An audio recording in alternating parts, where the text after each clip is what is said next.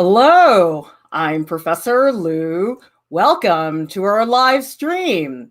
Today we are doing part 4 of our water mixable oil painting of a purple and yellow still life. If you would like to grow as an artist and you can't afford an art class, we've got everything you need here at Art Prof: critiques, tutorials, and professional development. This is the 4th session. And one thing that I like to do once I've built up all these layers is I take my oil medium and I just rub a layer of the oil medium into the painting. I don't think you guys can see this on camera, but if you look at your painting, chances are that parts of the painting, the paint has sunken in, like it looks really matte and ugly. And so what the oil medium does by rubbing it in, it revives the painting.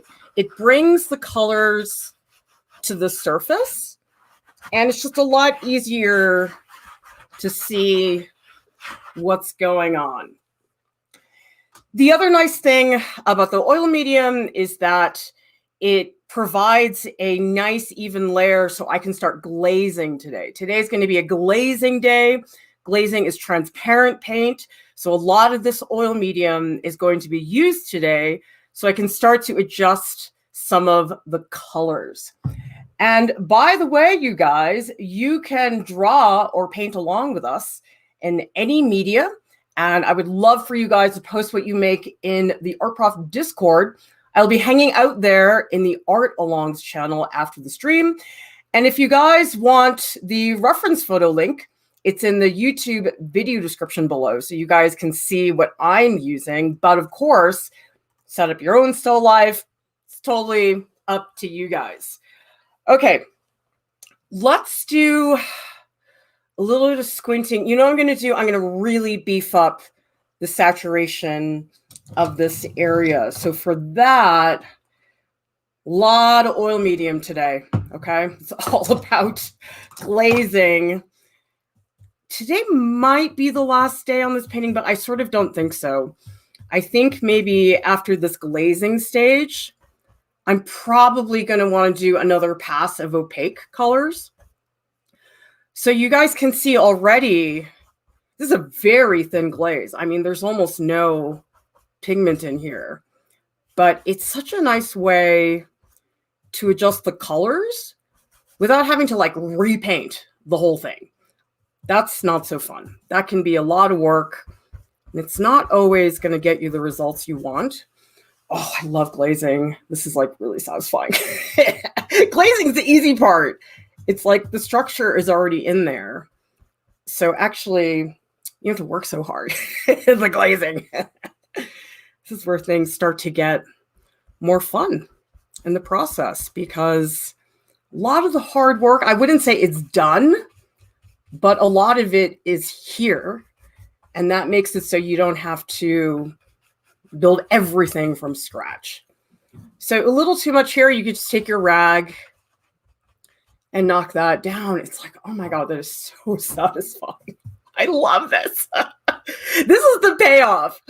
All that work you do in the prior layers, it all pays off at this point. Like, this is a very dull purple, but I can beef it up with this really easy glaze of yellow. I mean, I just love that. And you can pump up the saturation. For example, like here, I might actually use the paint a little bit more opaquely. And here it's not as saturated. So maybe I'll beef up the saturation in this lower section, but I'll leave it a little bit duller up here at the top.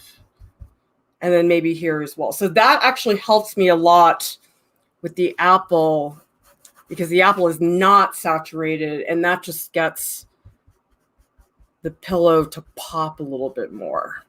Oh, I love glazing. Glazing is like, I feel like you're cheating. It's so easy. It's awesome. I just love that. By the way, if you're new here, I will be looking at the chat. It's just I can't look at the chat while I'm painting. So if you guys have a question, just let me know, and I will take a look when I do a break. You know what? I need to get this highlight back in there because I think that got lost last time. And actually, I'm going to do it with a palette knife because I did really enjoy the second layer with the palette knife, and I do want to retain some of that. So what I'm doing right now, this is titanium white with a little touch of cerulean. Although, because that blue is so purple, maybe I should do a yellow highlight. Well, let's do both. Let's try both. So this is titanium white with a little touch of blue, and let's just put a little swatch there.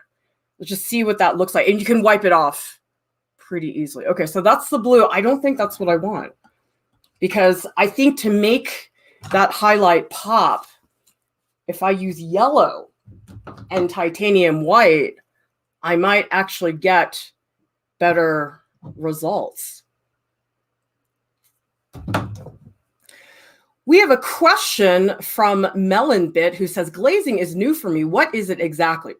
Glazing is basically transparent paint. It's paint that has a lot of oil medium in it. So I put my oil medium, it's just in the squeeze bottle.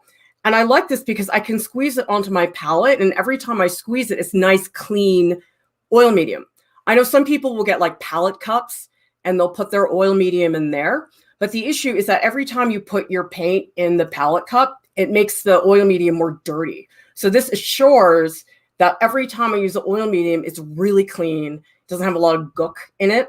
So this is a recipe that I use, and it's in our oil painting tutorial. It's 1 part stand oil, 1 part solvent, and 1 part linseed oil. It's basically something that like loosens the paint. So here I added some, and it's a lot of oil, and then just a little thin bit of yellow. And what it does is that you're able to adjust the color without ruining the stuff underneath. So like up here, this is a shadow, but I don't want to like paint over the shadow. Like I want the shadow to stay, but I also wanted to like tint that yellow. And so that's the nice thing, because if you don't glaze and I painted opaquely over this, I would lose those shadows. They'd be gone. Like I'd have to repaint them from scratch. And so glazing is really nice when you want to like just adjust it a little bit without repainting the whole thing, because that's going to take away the progress that you did in the prior layer.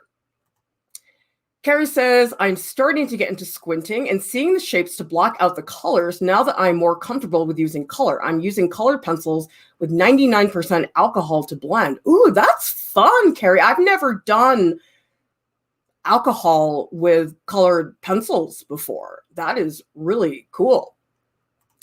Marika is asking, how many layers of glazing do you think you will do and why? It depends. I usually do 1 or 2, but it depends on how far I get. I mean, we'll see. 1 or 2 layers. I have no idea, honestly. I wish I had a better answer for you, but sorry, I don't.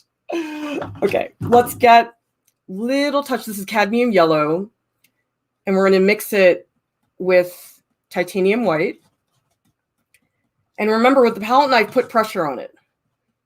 You don't want to do it too lightly, because then you're not going to get the pressure you need to actually blend the color. Okay, so let's just try a swatch of this. See what that looks. Oh, I like that. Okay, that's awesome. Okay, screw the cerulean blue. Okay, so another thing is that once you have the oil medium on, that layer that I rubbed in, it's so easy to get rid of other colors. Like I just wipe it away and it's just gone. Okay, so let's put in like a passage of this like really bright opaque color. I want it to be pretty painterly. Oh, I'm getting a little bit picky. I want this to really, like, this is an area I probably need to, I think this area is going to need another layer. I mean, I can't imagine if that's going to be it. I probably want to do some glazing on that. So yeah, I don't think this is the last session. There's probably going to be another session after this, because I do like how fresh the palette knife, and yeah, I'm going to build it up. Let's really make it thick. It's probably thicker than I want it to be, but like I said, I'll go back in and I'll work on it some more. That's kind of nice. I sort of like that. Yeah, I think I'll do some glazing there later, but let's just really, let's make it thick.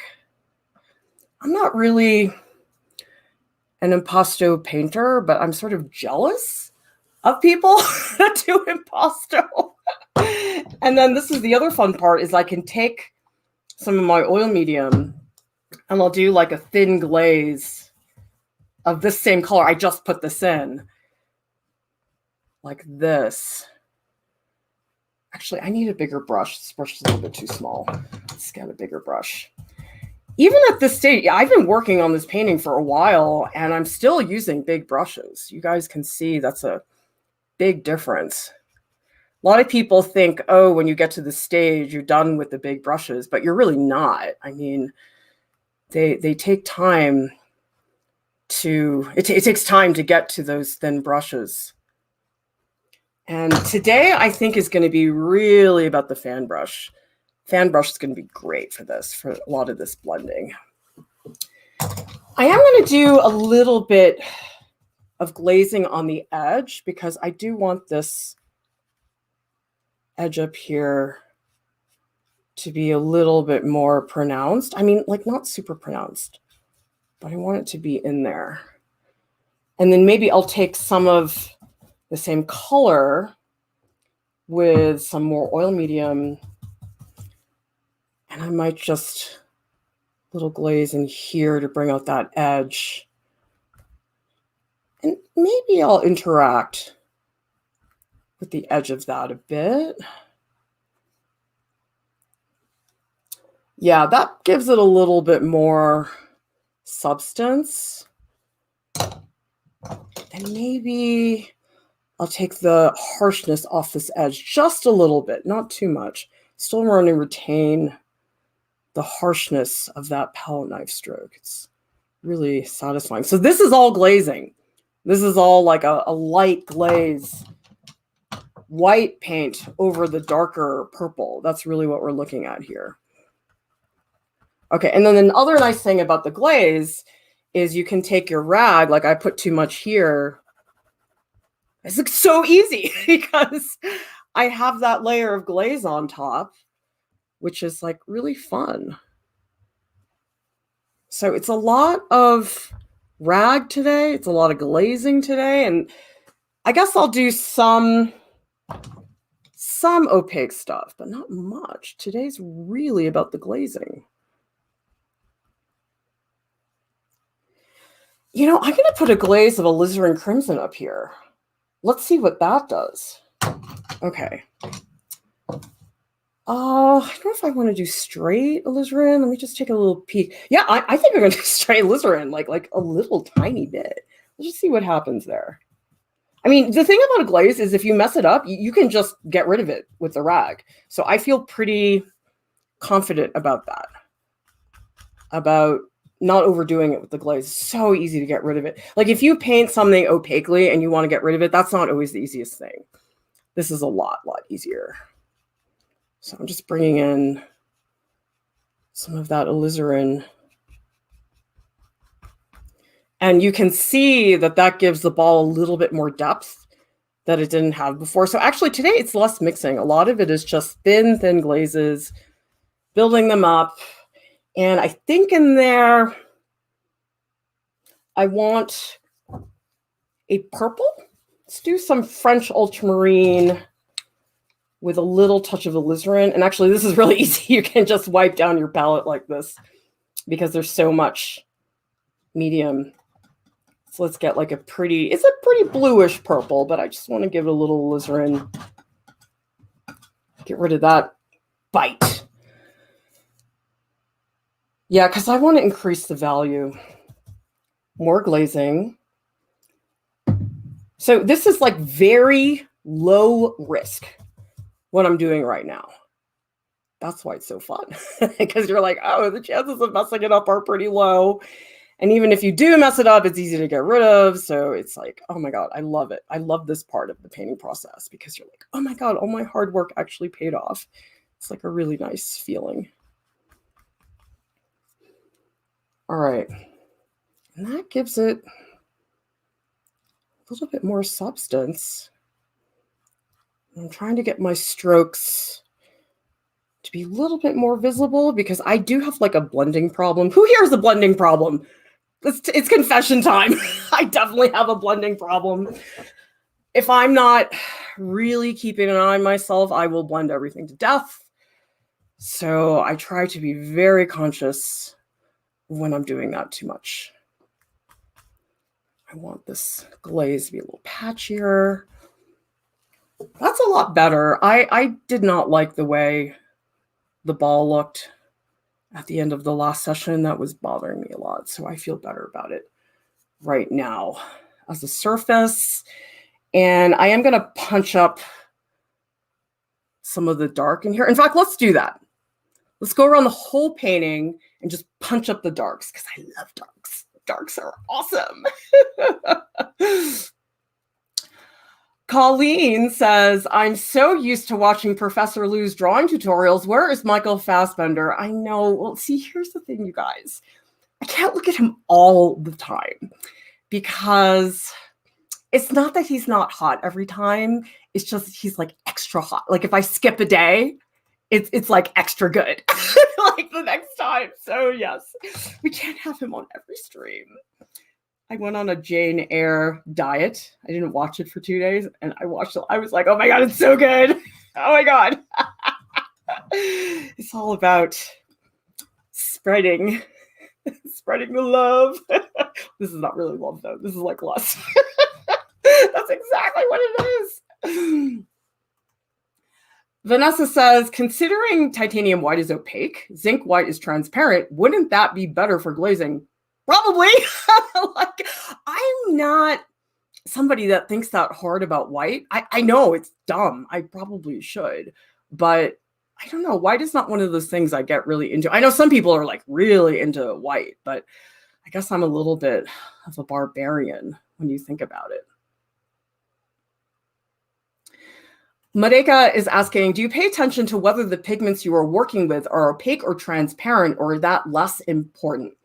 It depends on the color, because there are certain colors like Indian yellow is super transparent.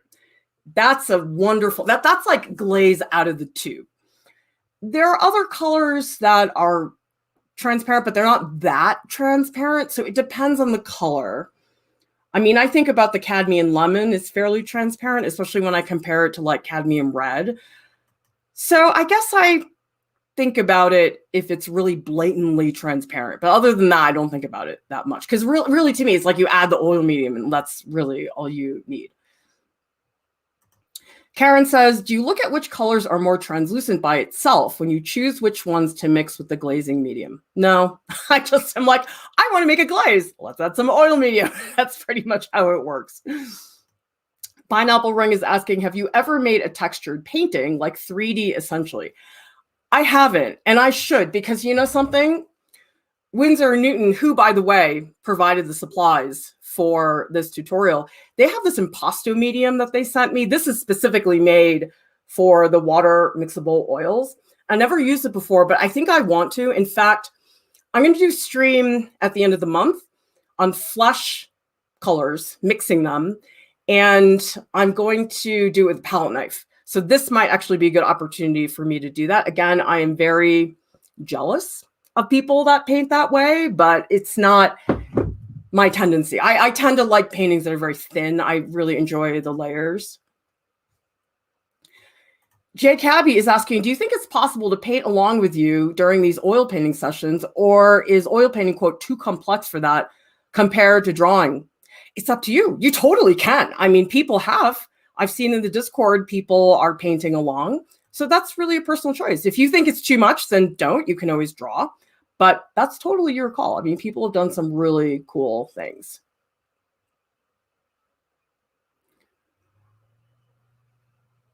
Let's see. Sojourner says, I definitely have a blending problem. I started working smaller, so there's less opportunity to blend and get rid of brush strokes. Though I might go to the opposite way and work large with large strokes. If you have a blending problem, like me, do a palette knife painting. Because palette knife, you can't blend. You just scrape. And it's such a great opportunity to do that. So yeah, that's what I would recommend. Okay, let's mix up. Actually, I'm going to use Prussian blue. I'm still dating Prussian blue. I'm not totally on board. I mean, it's not an obsession for me yet. See, like French ultramarine is my comfort zone. It's like bread.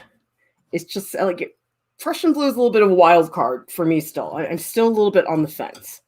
Okay, what I'm going to do now is I'm just going to punch up some of the value structures, some of the darks. For example, I'm going to glaze in here. Actually, it's a little bit too much paint because actually the onion needs quite, it's too much paint. Okay, I got to make sure I don't take, like with glazing, I think it's really easy to add too much pigment. You really don't need that much to make a difference.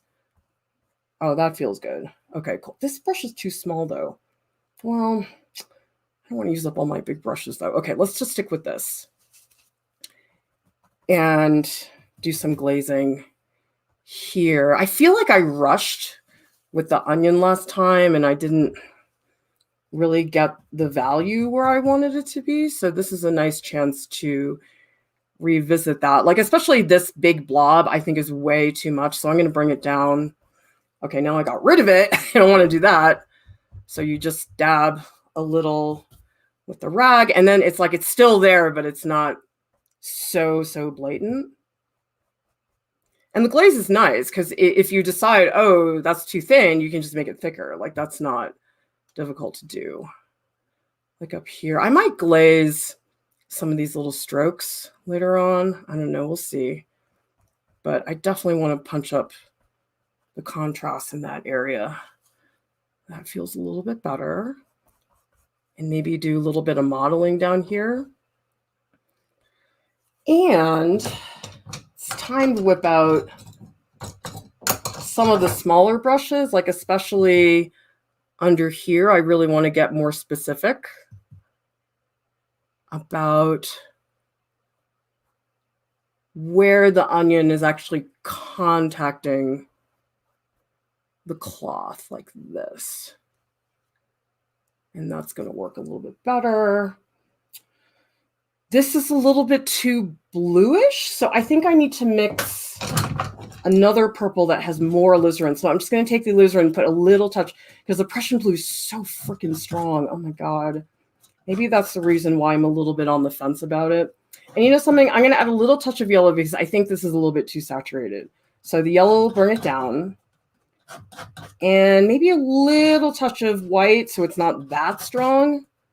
Although that might have been too much. Let's bring in some more of this Prussian blue mixture. Okay, that's a little bit better.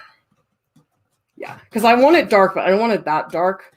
I'm going to do some of the shading in the pillow. So this is a nice like neutral purple that's dark, but not too dark. All right, let's try some of that. Like for example, more glazing with my oil medium. Like that. Because it's like my tendency. Oh, this brush is too small. I need a bigger brush. Let's use this one. My tendency is to make everything smooth, and I hate that about my painting process. I wish I was one of those like coarser painters, but it's like I'm not. It's just not in my tendency to want to do that. So I have to like really work against that. That's a good thing. Identify what is your tendency when you paint. Everybody tell me in the chat right now, what is your tendency? What do you tend to do? I always make the legs too short when I draw the figure. I don't know. It's like if I don't think about it, that's totally what I'm going to end up with. So let me know in the chat. What is your tendency? It's really good to be conscious of that because then you can fight it when it starts to become an automatic response. I want to punch up that yellow in the middle. I feel like that yellow is still not enough? Let's try that. Okay, that's a little bit better. I need to work on the grapes. You guys, I'm spending way too much time on that area. Yeah, let's punch up the value on that. And these are pretty cool. So I'm going to do the same thing. I'm going to use the titanium white, which is mixed with the cerulean. Let's get more titanium white. And a little touch of cerulean. Cerulean's a very warm blue. It's got a lot of yellow in it, but it's a beautiful color for when you're making highlights. Okay, and actually, let me zoom in on my photo a little bit more so I can see those a little bit better. Yeah, I just want to bulk up these highlights. I felt like I was being a little bit hesitant about that. Like the grapes right now, to me, are really bad. Like they don't look transparent at all, and that's pretty important for these grapes to be convincing. Sorry, I know you guys can't see this. It's like at the very bottom of my painting, but I'll get it back up here pretty soon. These are so small. I might not be able to do that with a palette knife, but I'm going to do the best I can just to drop in these highlights, because the highlights are so important. Like they really give the grapes the gloss that I want. So I need that to be very clear cut. A lot of this is about redefining what you lost. That sounds really deep. That sounds like life advice. Like define what you lost.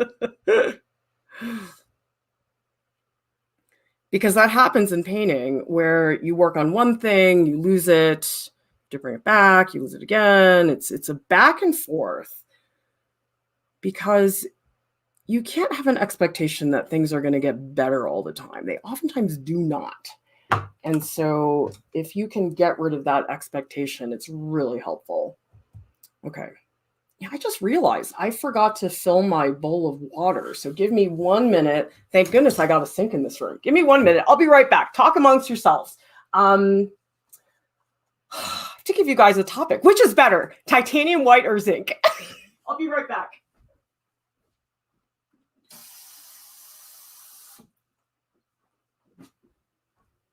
Okay, that was definitely not enough time to have that conversation. But anyway, it's some food for thought, right? I am feeling right now, by the way, that I just want to do everything all at once. You ever feel that way when you paint? You're just like, I just want to do it all. I just want to get it all done. So back here, I'm using a brush because I want this highlight to be less pronounced compared to the other one. So I'm going to put it down and then lift it. Sometimes I put things down just to get rid of them. I know that sounds really weird, but it actually helps me. Like there are these little grapes in the background, and I just want to hint that they're there. I don't need them to be that prominent. I just need to be suggestive about it. Because paintings are not interesting if you make things too obvious. You need to trust the viewer to have an opinion. I think that is very helpful. And actually, I'm looking at the grapes, and there's like a lot of yellow in there. I might go in and do some yellow glazes, because there's like a lot of like this peachy coral color. That's actually really nice. Yeah, like down here. Okay, this is brush time because these strokes are so small. I can't do them with a palette knife. But I really want to build this up. We're going to go Edward Hopper style. Edward Hopper style is basically building up the highlights and having thin shadows. That tends to work pretty well for me. You guys can try it. It doesn't work for everybody necessarily, but I find it very helpful in terms of just structuring the paint. So satisfying to just go over stuff. So much of the beginning of painting is it's so much grunt work, and it just feels like nothing is happening for so long. Like to me, the painting is just starting now, starting to get fun. Like that's how long it takes. I don't have the patience to be a painter. Like who here in the chat, who here considers themselves to be a painter? I don't mean as in like, oh my God, you think you're amazing, but as in like you really think in paint. Like paint is a natural language for you. Like paint for me is not a natural language. Like I do it, but I don't think I'm that great at it. It's not my comfort zone. Like my comfort zone is definitely drawing. And so I'm just curious, like who here really feels that way. Okay, I'm gonna mix this like light corally pink color. I guess it's got a lot, it's almost orange. I'm gonna just put a little cadmiums in here. And actually it's nice there's some cerulean blue in this mixture because that's gonna make it a little bit less saturated. It's gonna bring down the saturation level. Maybe a little bit more alizarin. Although I added some cadmium red earlier, so maybe I'll do some of that. Oh, shoot, that might be too red. I don't know. I'll try. I'll put a little swatch and see. And by the way, if you don't think about yourself as a painter, what do you think of yourself as? Because it's like I do printmaking, but I'm not really a printmaker. And I do sculpture, but I'm not really a sculptor. I'm like not anything. I'm nothing. Guys, we're getting all existential today. I need like a medium brush. Hang on, let me go find one. Okay, this is more like a medium brush. We're gonna glaze in some of this color. Yeah, like drawing is my language. Drawing is what I feel comfortable with. That's not to say drawing is easy for me. It's just, it comes more naturally. Painting does not come that naturally to me, not at all. I think that needs more yellow. That's a little bit too pink. Let's add a little bit more cadmium lemon. Maybe a little bit more than that. I have to be careful with cadmium lemon. It's a really strong color. So when I use it, I mix it in very small increments. Okay, let's see if that's better. Okay, medium. I'm going to really step back. That's still not enough. Jeez. Sometimes it's like you think the color is just right and it's not. I mean, maybe that's too much. Oh God, it's so hard. I could mix colors all day. It's very soothing, actually. Actually, I should clean my brush. Maybe that's the issue. Let's clean that. See if that gives it a better feeling. A little bit more of that bite that I want the color to have. Okay, let's try this. That's not good. I don't like that. You know, let's do a glaze of yellow over all the brushes. Let's just see if that helps. Maybe that will give me the tint of yellow because it's still too rosy. Like some of these are like, yeah. Oh, that's it. Okay, I should have glazed it. Okay, that's what I was looking for. I wanted that like punch of yellow. Okay, that's much better. Okay, cool. See, glazing is the way to go. Glazing will take care of everything. Okay. And I'll get to the chat soon. I'm just trying to ride this train of thought. I'm forgetting which grape I'm drawing. That's okay.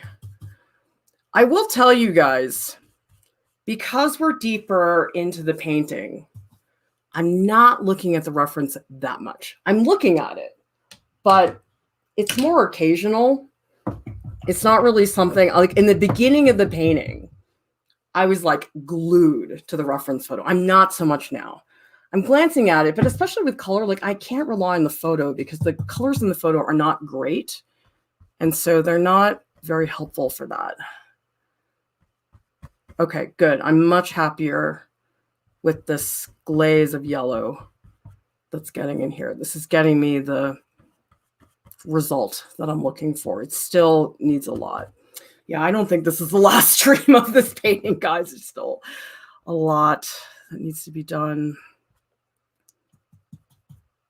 Although I need to learn when I'm ahead of the game because the last two streams I did, the Sculpt Along and last night's stream, actually, some of you guys might have seen, this was my drawing of Joaquin Phoenix in the Joker.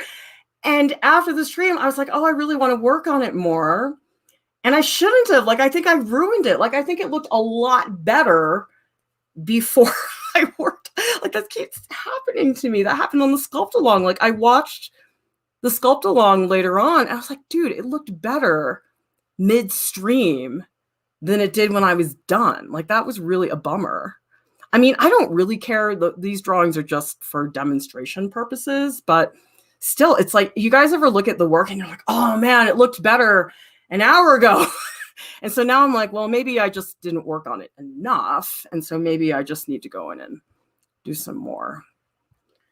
So what I'm doing now, I'm like borrowing from some of this blue because I'm spreading it out. And now I wish I hadn't used all that blue. So let's mix a little bit more. We need some blue with a little touch of cerulean, like this. And I think I need to do some glazing with this color so I get a little bit more of that like cool feeling in the painting, and trying to loosen up so I don't get too tight. It's hard though. I'm not great at that. You guys sure you want to learn painting with me? I'm not that great at it. I'm okay. I'm not a master. Like, if you guys want to paint with a master, do gouache with James Gurney. He's a master. He's so good at gouache. Oh my God. And he's a painter. Like, he is truly a painter, in my opinion. I am not really. Although I do think there is something to be said with studying with somebody who's not that great at it, because it's a little bit more approachable. And also, sometimes when people are bad at things, they're better at sympathizing. And also, they know the mistakes more because they've made them all, which I have definitely done all those things. All right, let's take a look at what people are saying in the chat.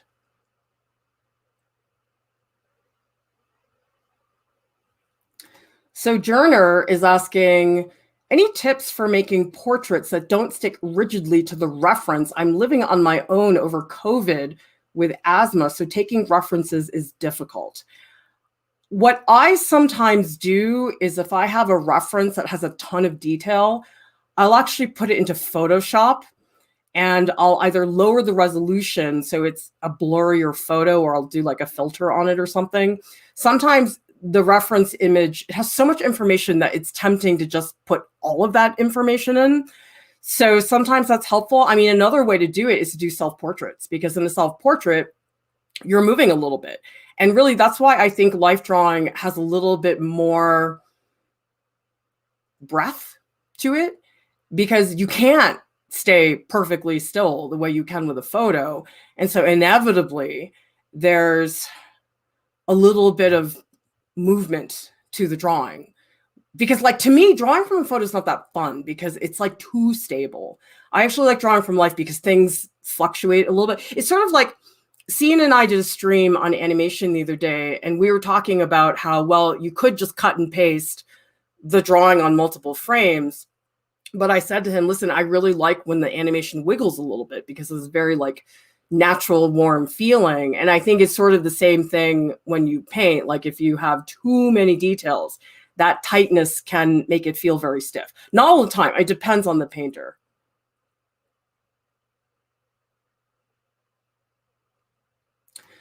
Wrigglesworth says, this is the part of the painting where I have no idea where to go. I feel like I just keep repairing it and making no progress. Yep. This is the plateau. The plateau is this awkward place where you're like, I know it's not done, but I don't know what to do. And it's very frustrating, because in the beginning, it's very obvious. It's like, oh yeah, I have to fill this in. I got to do this and this.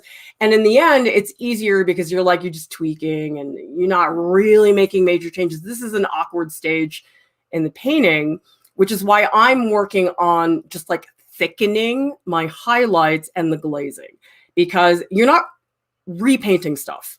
I don't want to do that. I don't want to go in and like repaint that shadow, but I do want to pump up the saturation. And so if you think about it like that, maybe that'll make you feel less like you have to like repaint things, because you shouldn't have to repaint things. you're adjusting. It's just the adjustments are fairly dramatic compared to the end where you're just like little bells and whistles that are happening towards the end. So you are not alone, Wrigglesworth, in that feeling. Lethalep says, what kind of color media would you say is best for a beginner at color? I would recommend using oil pastels, or those Caran d'Ache crayons are great. I wouldn't start with soft pastels. Soft pastels really messy.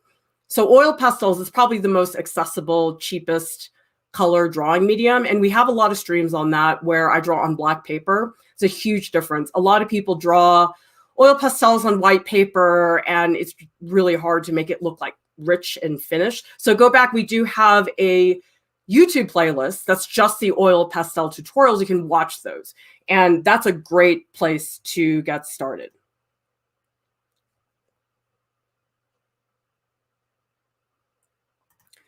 Jay Cabby says, looks like magic to me. How do you know what to mix when you say, oh, this is too blue, I'm going to mix X and then add Y? A lot of it has to do with warm and cool. For example, the pillow is warm. The ball is cool. And so for me, do you guys remember I mixed like a tinted blue highlight? That was too similar to the blue in here because they're both cool colors. Blue highlight, blue object. I didn't want to do that. So to get the yellow to pop, I have a warm highlight, which is yellow tinted, and a cool object. So that helps a lot if you fluctuate between warm and cool. So like here, the yellow is warm, the pillow, but the shadows on the pillow are cool. They're purple. And so if you think about switching up warm and cool, that really, really helps. Same thing with the onion. Like this is a cool highlights, like tinted blue, and then the red is like a very warm red. So if you think about warm and cool, that can make a really big difference. That helps me a lot. Same thing down here. This is a very pale yellow, and then there's like a very warm pink. So think about temperature. I think that can be very, very helpful. Karen says, I haven't finished some paintings. I'm happy so far, scared to mess it up. I know it does not make sense. Oh, it does make sense. It totally does. Like, here's the thing. I was showing you guys earlier. So this is the one. Hang on, let me get the comment. Hidden. This is the one that I went back and I worked on, and I regret it. I wish I hadn't. This is a really quick warm-up. I did this just like, I don't know, 20 minutes before the stream, because I don't really like starting a stream just cold. So I just did this quick one, and I like this better than the one I spent a lot of time on. And then this one, I did a little bit of work on it after, not very much, and I like this better. It's like sometimes the stuff you spend less time on is better, because I suspect it's because it's got like this freshness to it. And what I don't like about this one is that I do feel that some of the parts lost their structure. I think some of it's a little bit mushy. I mean, mushier than I wanted it. Again, it's like, it depends on your personal preference and what you're after. I mean, I like some of it. I like some of these passages, but then it made me think maybe I just need to work on it more. But the thing is, you guys won't know. You have to have a couple pieces that you just push too far, and then you come back and you reel it back in. So yeah, that's a way to do that. Komodo says, curious as to how one knows when the painting is done or when to start over painting. I wish I had a magic bullet for that. We have a stream, actually. It's under the Artistic Process playlist, and it's me, Deepti, and Alex, and we talk about that stuff. But actually, the takeaway is we have no idea. I know we're supposed to be a resource for stuff. We're supposed to have answers, but sometimes you don't. I would just say, if you really don't know, make a drawing that you purposefully work on too much. And then you'll know, oh, that was way too, that was overboard. And the next piece you can pull back. Because a lot of people, if you don't go too far, you're never really going to know what that is. And sometimes people think they go too far. And I'm like, no, dude, that is like the first drawing I've ever seen you finish. So you might really discover something in that process. Just some people get very precious about their stuff. Like, oh, I don't want to ruin it. I spend so much time on it. But that's why in advance, you say, this is a drawing I'm going to do too much. It's a sacrifice drawing. So I can really learn how to do that. Komodo is asking, can all colors be grouped into warm and cool? Are there, quote, neutral colors? They really can be, because if you guys watch, I did that stream on the complementary color chart. I did purple and yellow. Even the grays, you'll hear me say in the video, like, oh, that gray is a little bit cool. It's a little bit warm. It's just sometimes it's like blatantly cool. Like this purple as blatantly cool. Red, blatantly warm. But there's also stuff like I was telling you guys earlier that the cerulean blue has a lot of yellow in it. So it's sort of like a warmer blue. So yeah, I mean, there's all these degrees of warm and cool, and it's up to you guys how you want to go about doing that. So Jenner is asking on the same topic, cool object with warm shadow and vice versa. Yeah, that usually is the case. So for example, if you guys have artificial light that's coming from a lamp, most lamps have a warm yellowish tint, unless you have fluorescent lights. Fluorescent lights have a cool tint to them, but your average typical lamp is usually a yellowish, warmish light, which means if you put a model under a warm light, you're going to get cool shadows. Now, if somebody's standing near the window, natural light is cool. And so you're going to get cool highlights and warm shadows. I happen to love natural light for that reason. I think it's easier. I don't really like artificial light very much. Also, natural light is just, it's more beautiful. It just shows form better. And I remember when I was an undergrad at RISD for years, I only painted with artificial lights, like lamps. And then my senior year, I had a teacher who was like only natural light. Like he was totally obsessed with that. And oh my God, everything was so much better. So I would just say, if you can, try to paint from a window that's diffuse light. That's the best lighting situation, especially for figures, because it just highlights things a lot better. Okay. I want to do a little bit more work on the grapes, but not too much. I don't know. I always feel like Goldilocks. I'm like, this much, but not too much. A little bit, but not too much. But not too little. Just exactly right. I'm just touching in. And I'm trying to be efficient. I'm trying not to like draw with my brush. You know, like some people end up drawing. And so I try to be a little bit more stabby. You know, like serial killer stabby. Speaking of murders, did anybody watch that movie, The Little Things? It has Denzel Washington and Jared Leto and Rami Malek. It was okay. I mean, it wasn't amazing, but it's one of the better movies I've seen in a while. I mean, Denzel Washington's always great. It's weird to see Jared Leto, though, because to me, this will show your age. Who remembers that awesome show, My So-Called Life? It had Claire Danes in it, and it's so tragic because that show was on for one season and it was over, and I just like cried when that show was done. It was like really sad. That and Firefly, like that's a tragedy. Like to me, the fact that Firefly and My So-Called Life were canceled after that just makes me really upset. But yeah, so to me, Jared Leto is that like cool, hot. I mean, I didn't think he was hot, but you know, he was meant to be that like, ooh, cool, hot guy. And so when I see him as like a suspected murderer, it's a little bit weird. It's like, really, Jared Leto? I mean, I guess actors do that where they want to like break out of the stereotype of who they are. I mean, I get it. That makes sense. But yeah, to me, Jared Leto, I'm like, you're just My So-Called Life. Like you're not, you're not more than that. Okay.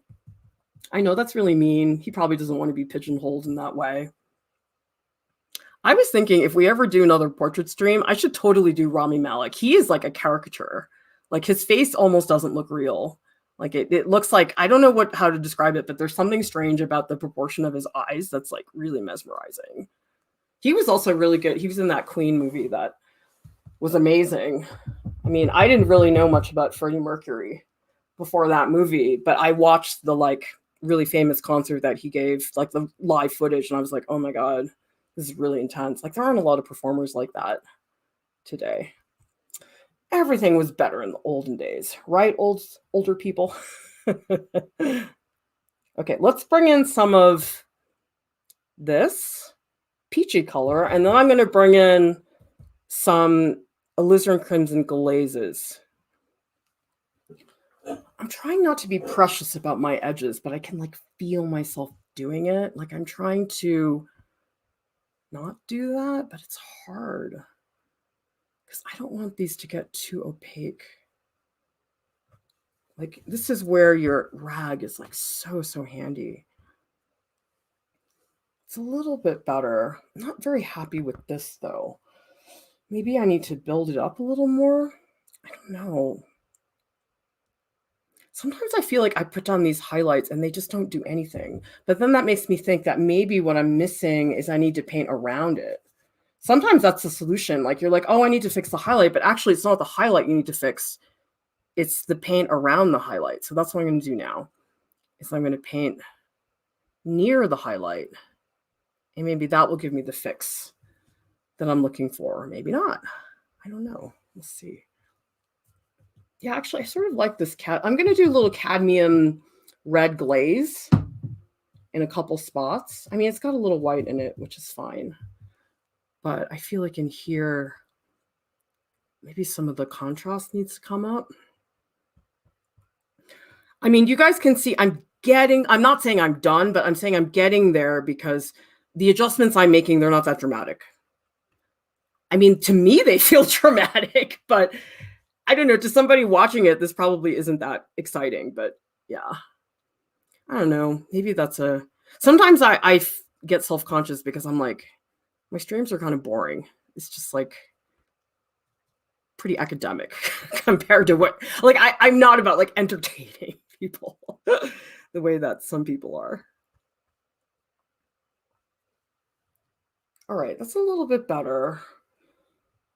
The edges are bothering me though, but I gotta not be bothered by that because there's too much work that needs to be done with the grapes.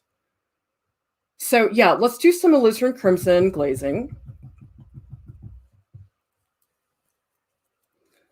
And maybe that will give the grapes the bite that I want. And also I need to go in and fix up the edges because the edges are a mess. But like, which one is it? Like this one is really red. You guys see this? They really feel like different colors. Like some of them to me, like this one almost feels orange. But then some of the other ones really are like purpley red. It's confusing, isn't it?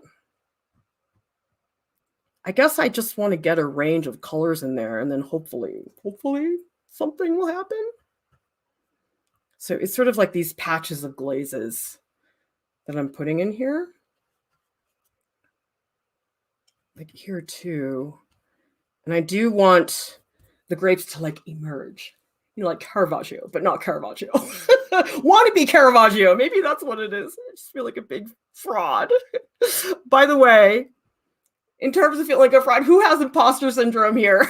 Because I definitely do. Especially with painting. I'm like, dude, you should not be teaching people. You are not that good at painting. Like I totally have imposter syndrome when it comes to painting. I don't feel that way about other stuff. You know, like drawing, I'm fine. Printmaking, oh no, I sort of have that too with printmaking. But I think that's really common. I mean, I think so many artists have that. Like you'd be surprised the people that do, because we did a stream about imposter syndrome. It was me and Alex and Eloise. And I was like, really, Alex, you? I'm like, are you kidding? You're such a good painter. Like Alex Rowe, he's like one of the best painters I know. And I know a lot of painters. And he was like, yeah, oh my God. I'm like, what?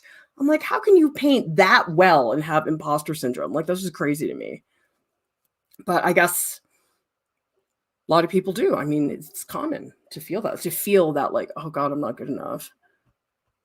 I think everybody has felt that. If you tell me you haven't, you're lying. You're totally lying.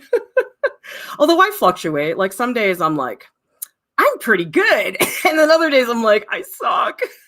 So it sort of depends on the day, I suppose. It depends on how I'm feeling. Yeah, these grapes, they're like a little splotchy. So I want to definitely want to show that. And I want this one to have really strong saturation in there. Yeah, I'm hoping you guys can see. So I know that with webcam's not perfect. And so probably some of you are not getting to see some of the more subtle things I'm doing with the color, but I'll post it in the Discord later on so you guys can see what's going on and get more of the subtlety of the color. Okay, that's getting there. I feel like I really need to fix the edges. I might go in and do that pretty soon, because the edges are like, they're like really fuzzy and it's bugging me a little bit. Where's that potato? Oh, right. I like messed with that. Forgot about that. Okay. I might do a little bit of palette knife here because I really liked the palette knife. And I feel like I lost the palette knife. So I definitely think I want to go back and do more of that. Okay, that's looking a little better. But the edges are wonky. I don't like the edges at all. Like, I want those, like, you guys ever look at a painting, you're like, that's so yummy. Like, you ever look at a painting, you're like, that looks delicious. Like, that looks like a delicious brushstroke. Like, you feel like you want to, like, lick it or something. Like, I mean, not like I'm advocating that. I'm just saying, like, there's some paintings where I'm like, oh my God, yum, yum.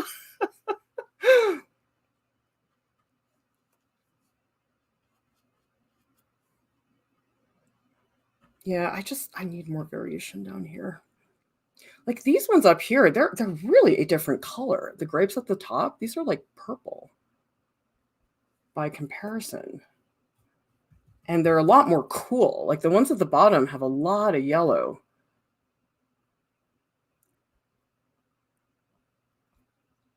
So up here, I'm keeping it more reddish. In fact, I might need like a little French ultramarine glaze to make it a little bit more blue. So let's try that. Little glaze of French ultramarine up here to make sure that these grapes at the top, they feel more purpley because they are.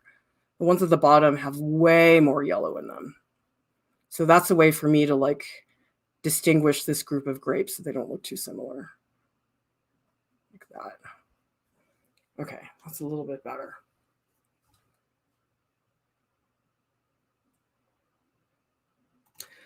Conceptual Truth says, no, the streams are never boring. We need to see that it is a slow and difficult process. It really helps. Oh, good. Because I'm always like, this is so boring to watch, but it's real. I mean, what I'm showing you guys, this is what it is. Like, I'm not giving you any cheap tricks or any shortcuts because I don't believe in tricking people and being like, oh, it's so easy. It's not. It's hard. I think, I don't know. I wonder if some artists think that that's a way to make themselves look more accomplished. Like if they set things up so it does look that easy. And like, I saw this stupid video. I'm sure you guys have seen it. It's this one where this guy has a canvas and it's like on a wheel. It's on the wall. It's on the wheel. And he's like flipping it. And he's like, and he like puts a random mark and he does all this stuff for a while. And you're like, what the heck? What is he doing? And then at the end, he flips it around and it's like, it's a portrait of Jimi Hendrix. And I'm like, come on, this is just entertainment. This is not really what the process is like. I mean, that's cool if he wants to do that. But to me, that's more entertainment than it is like the real process. Because he obviously had that plan. Like, you can't just do that. Like, he obviously had to rehearse that a couple of times before he was able to pull it off, right? I mean, I can't imagine that you can just do that on the spot. And so I don't know that I like that. Okay, I think I'm picking, but I'm going to let myself do it because I really need to fix the value in here. So now I'm going to go opaque. I'm not going to do glazing because I really want to fix up the, oh, crap. Oh, good. I almost got us demonetized. I got to watch my language on these streams. Okay, that's a little bit better. Now I lost that, so I got to bring it back. It's a lot of rag today, like bringing things back and smudging it. Okay, let's just do a pass of this dark blue that's going on.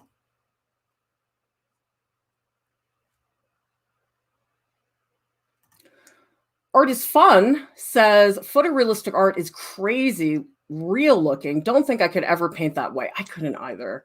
I mean, if I really wanted to, maybe I could, but I don't have the patience for it.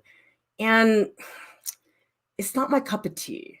So I think, I don't think it's a good investment of my time. I think I can do work that's better and faster. That's me. I don't know that that's true for everybody, but it depends.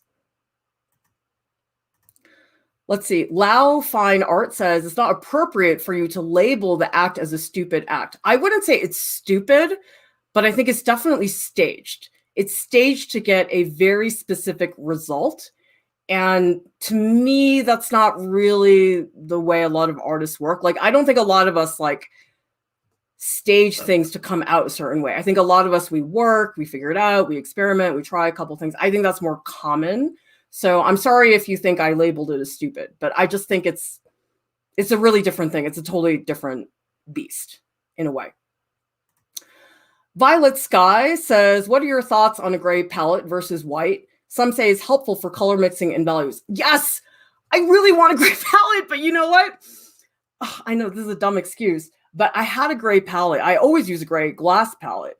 But the thing is, since I moved, like I can't find anything. I've been meaning to like go to the store and get my gray paper and make the palette. I just have not had time. So yeah, this white palette is not my preference, but it's what I have. It's just freezer paper that I just taped on the table. So yeah, normally that's what I would be doing. But yeah, I just have not had a chance to go to the art store. So in theory, that's what I would like to do. JDK says, what I love about Art Prof is your authenticity. You make videos that make us really learn something. Most of the YouTube art tutorials are just artists showing off for views.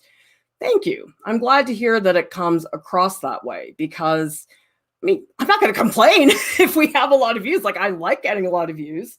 That's a good thing. But to me, showing the process is more important than the views. Like, the views, fine. I mean, yeah, it's nice, but it's not the number one thing that I'm after, really. I think I need a different brush. This brush is a little bit mushy. Let me get a different one. Oh, this one's better. This is the shape I really like. Everybody has different preferences, but I like filberts. I like that they're like a little bit curved, but they're longer. That's really, really fun. Okay. Oh, you know, I got to work. See, it's like you work on one thing and then you're like, crap, this doesn't look good. Because now I'm like realizing the pillow is not in good shape. But we'll get there. We will. Yeah, this is definitely not the last stream, you guys. There's so much more work that needs to be done. Oh, painting is so slow. This is why I'm not a painter. It's so slow. Oh my God. So like here, oh, that's a fan brush. That's not what I want. I need a smaller brush. Okay, here, I need to mix some yellow because I want to bring that yellow pillow like a little bit closer, like here. Actually, I need more saturation. More like this. That's not saturated enough. I think I need more yellow. I don't know, like I'm sort of afraid of saturated color. Anybody else? Like they sort of intimidate me. Like that's why I'm sort of jealous of Lauren Welch because she's just so good at those saturated colors. And I'm like, I'm afraid. So my tendency, like we were talking about tendencies earlier, is to make things too muted. And then I get in trouble because then the colors get too dull. So that for me, that's hard. that is not my natural tendency to do things that way. Okay, and actually I did too much glazing, so now I'm going to go in and remove some of it like that. And so now that transition, it's a little bit less dramatic. Like I want it to be a little closer in value, like in here. Okay, so that changes that edge. And then I'm getting confused because there's so many grapes. I think I need to get rid of this one. I think this one's like, is that one in the way?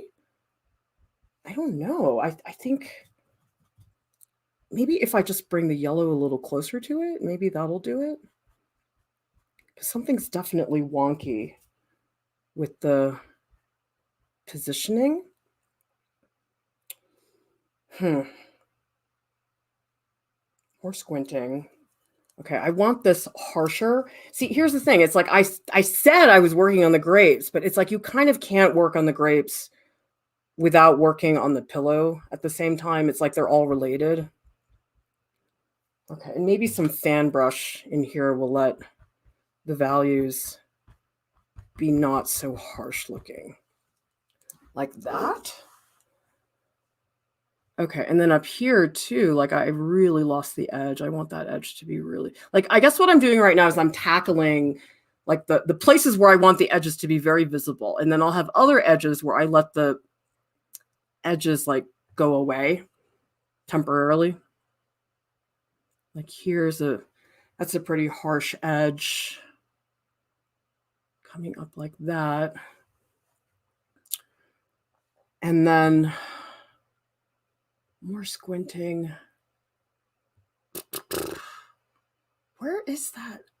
Oh, here. Okay, this grape needs some articulation. Okay, that's a little bit better. And then actually in here, I really need some black. I need a bigger brush. Let's see. Oh, here's a good brush. Okay. Because I lost a lot of the dark. The value lost itself a bit. So I'm going to just get in here, get the bottom of that ball a little bit more dramatic.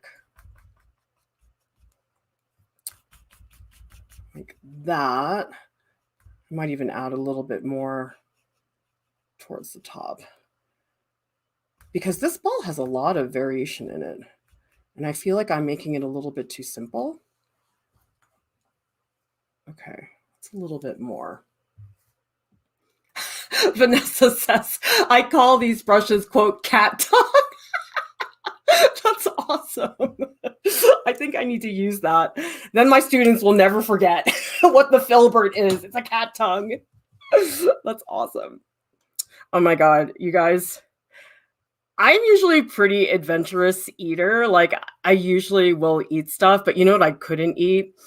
I was in China and I could not eat the duck tongue. I couldn't eat it. It was scary looking.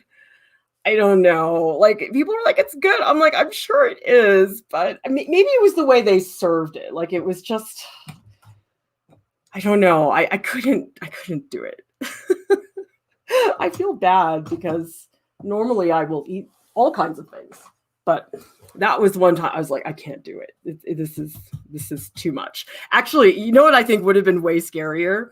Kat Huang, who's the teaching artist here, she told me that when she had duck tongue, so when they gave me a duck tongue, it was just like one, okay? And there was like other stuff on the dish and whatever, that's fine. But Kat said that when she had duck tongue, it was like a platter of duck tongues. It was like 30 duck tongues. I'm like, what? I was like, oh my God, I would have like freaked if I had seen that. Like that would have been horrifying. So yeah. Oh shoot. I mean, this is pretty refined what I'm doing right now. That's why I'm going so slow.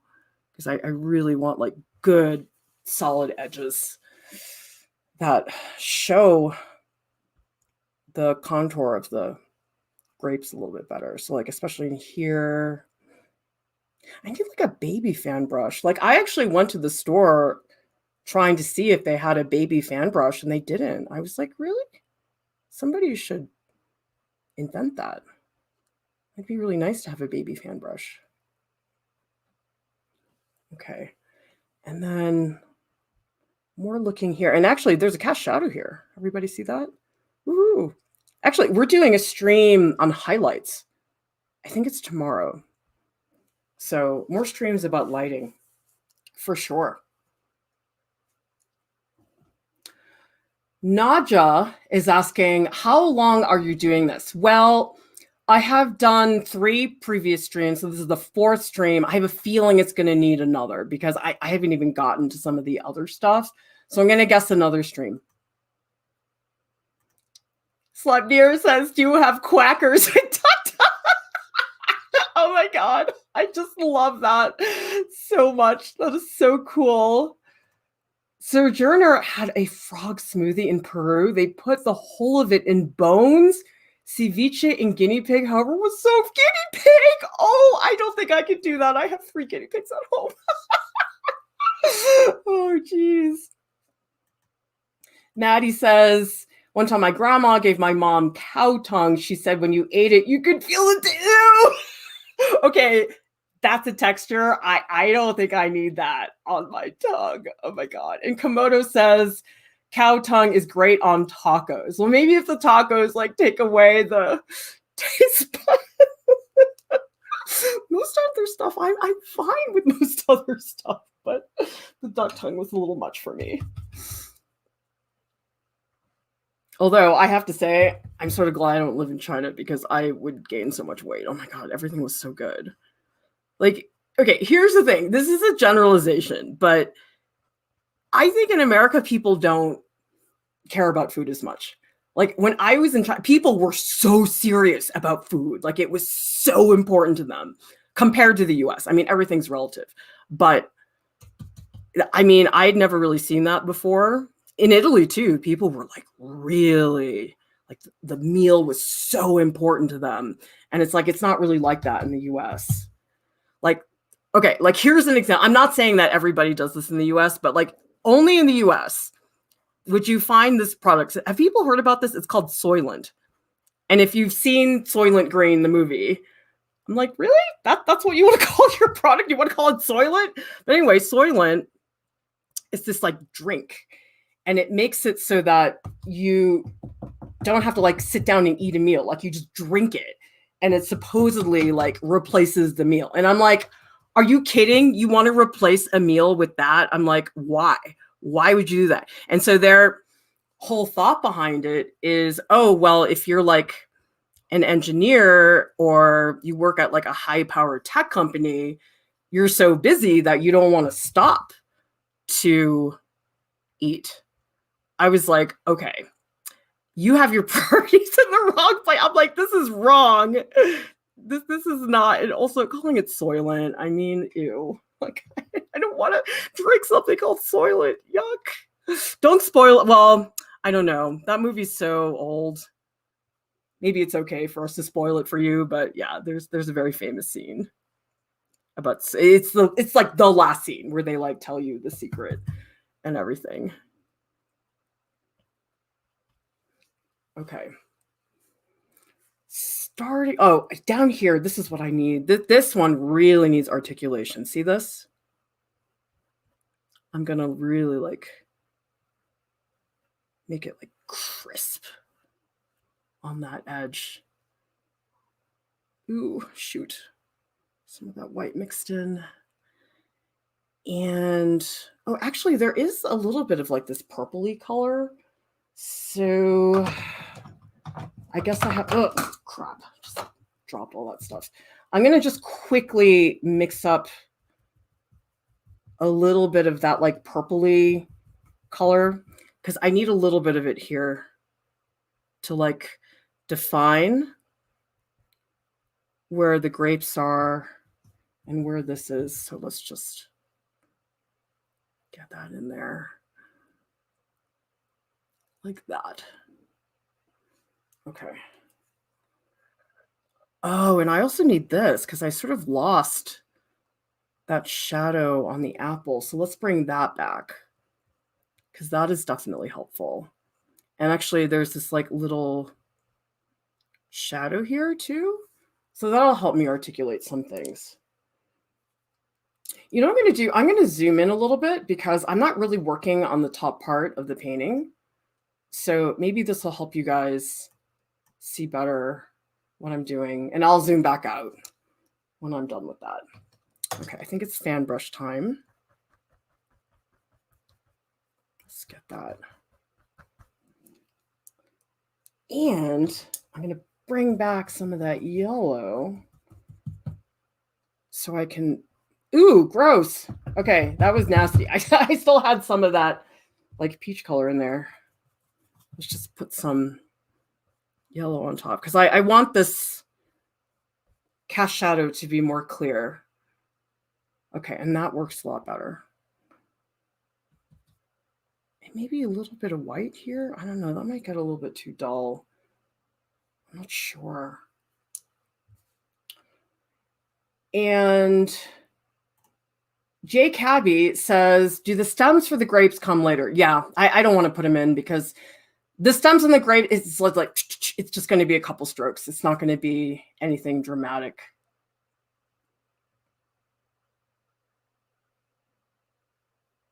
Hannah says, my first night in France, my host family presented a platter of cheeses with a map and told me which region each cheese was on. Oh my God, the cheese in France. I was never that into cheese before. I mean, it's okay. But when I went to France, I was like, wow, this is like an art form. Yeah, like Sojourner says, in France, the food is almost sacred. Yeah, it's so different than in the US. I mean, a lot of people in the US, you just sort of wolf down your food and that was it. Ava says, have you ever used polymer clay? Love the sculpting video. I've used it, but honestly, I don't like it very much because it's a little floppy for my taste. I'm sure it's great for other things. Like I know a lot of people use polymer clay for jewelry and it's very effective for that. In fact, some artist I met a couple of years ago, she said that she puts her polymer clay into a pasta machine to make it like really thin and flat. I thought that was brilliant. So that was really cool.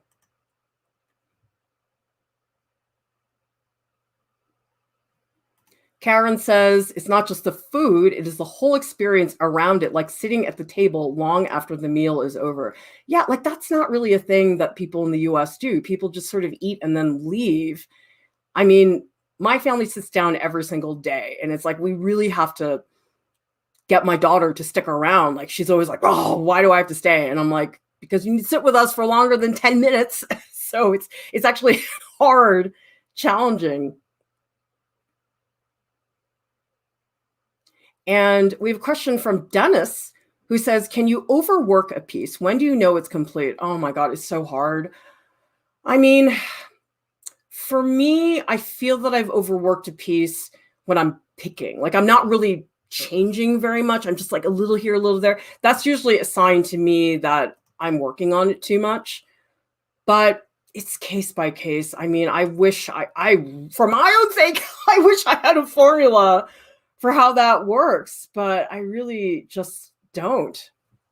Okay, we got to get back to this. Oh, this is a little bit blue. Where's that brush that had purple on it? Do I have it? Maybe it was here. Oh, here it is. This is the brush I was looking for. See, I don't have to clean my brushes very much because I end up just putting one color per brush, which is sort of convenient.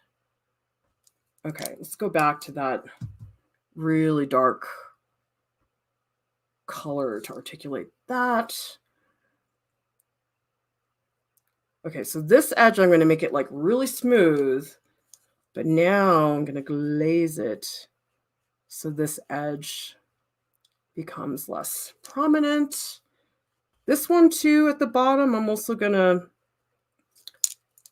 let it not be so harsh. This one I'm going to make very harsh on the edge, like that. And then a little touch. I'm sorry, I know you guys can't see. This is like at the very bottom. Oh, I should zoom out again so you guys can see everything. Sorry about that. Okay, there we go. And Rachel is asking, should using multiple brushes for colors generally a good tip for painting, or is it more about preference? I do it because then I don't have to clean my brushes. If you don't mind cleaning your brushes, it's fine. But I don't like cleaning my brushes because I'm lazy. And because to me, when I have to stop and clean my brushes, it's a disruption to my painting process. Like I can just like keep painting for a while and it's like fine. So that's really fun. San K says, are you liking this medium? Is it basically like gouache, but thicker? Oh, it's nothing like gouache. Gouache is so different. Gouache is a lot chalkier. It's very flat. You can't build it up in the same way. I think it's a totally different thing. I mean, I think this is a totally different thing than oil painting. Like a lot of people ask me like, oh, what's the comparison? And I'm like, I don't really think of these as oil paints. I know people will argue with me about that. But to me, it's just a totally different paint medium. Like, it's just not the same thing. Guys, I'm having a lot of fun. This might be a long stream. I'm just warning you because I'm like really getting into it now. It takes a while. Do you guys feel like the first half an hour just nothing happens because you're just like busy trying to get into it? Like, I often tell myself that the first half an hour is just throwaway time. It's just time for me to mess around and like nothing really happens until like an hour into it.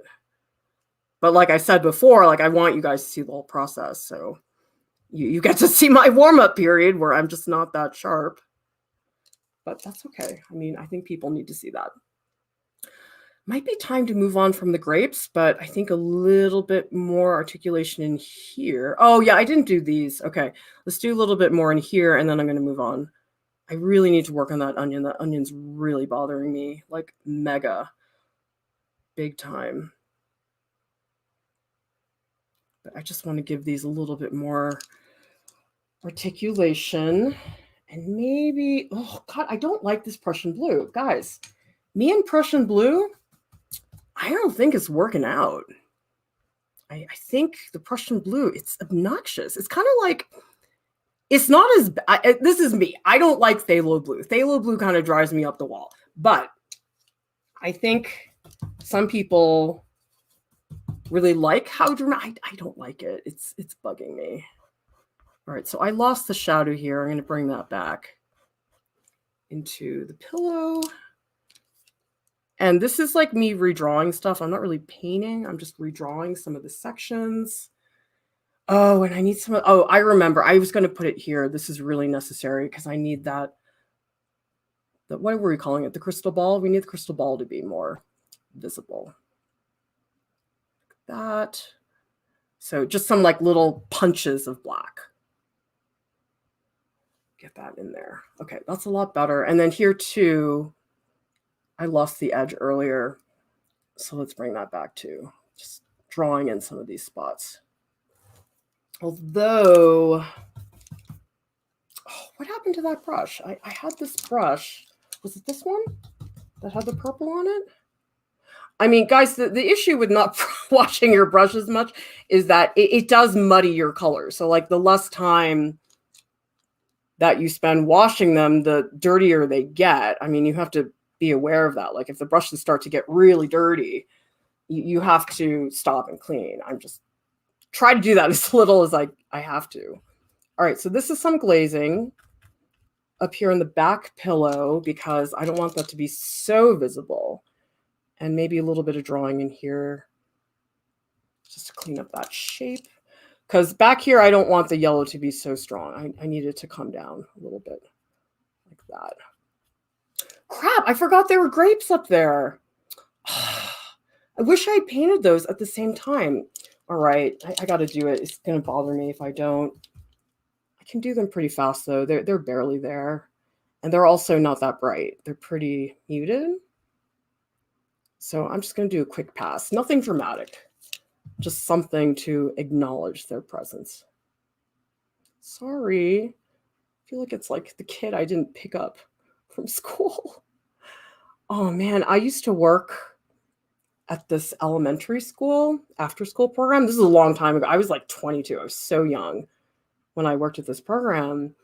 I always felt so bad. There are always these kids, and it's always the same kids every day were the last ones to be picked up.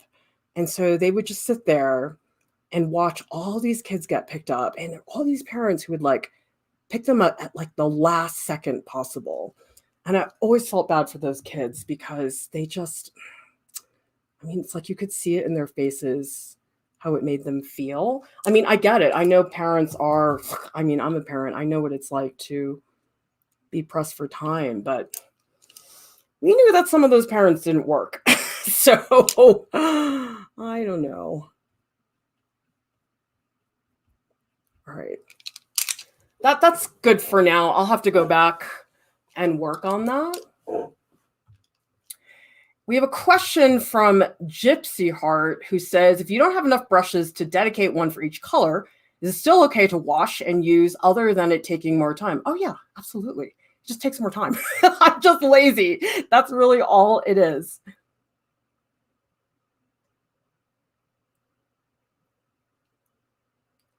Karen says, cleaning an oil paint brush is also a lot different from a watercolor brush. Oh yeah, I mean, watercolor, you just swish it around, you're done. Like these, you really have to like press them down, get all the paint out. You got to dry them with a cotton rag or a paper towel. So yeah, it's definitely more. Michael says, what things of Art Prof's future are you most excited about? Oh my God, Michael, I have so many ideas. I have so many things I want to do. I mean, I want to have Art Prof Con. I want to have travel trips where I show up in Indonesia and a bunch of you guys paint with me. Oh my God, there's a million things I want to do. But what I'm most excited about is having a budget. I would love to have a budget so we can just do the stuff we want to do. That would be the best thing. So we got to conquer that first. And then maybe we can talk about the other stuff. JDK says, I'm always so overwhelmed by the choices of colors. I keep blending on the canvas to achieve the right color. Then the painting looks like a puke of isolated colors. Any tips? Really, GDK, it's the layering. The layering will help you because the layering separates the colors. Like if you try, I mean, some people are good at this. I am not good at it. Alla Prima, I think, is a recipe for getting really muddy colors if you're not good at it. Okay, some people are very good at it. I am not good at it. Okay. I think I would also say, I mean, JDK, I'd have to see the work to give you more accurate advice, but if you can, try not to mix on the canvas because I think when you mix with your brush, it makes your brush muddier. So the more you can mix here on the palette and move it there directly, that's better.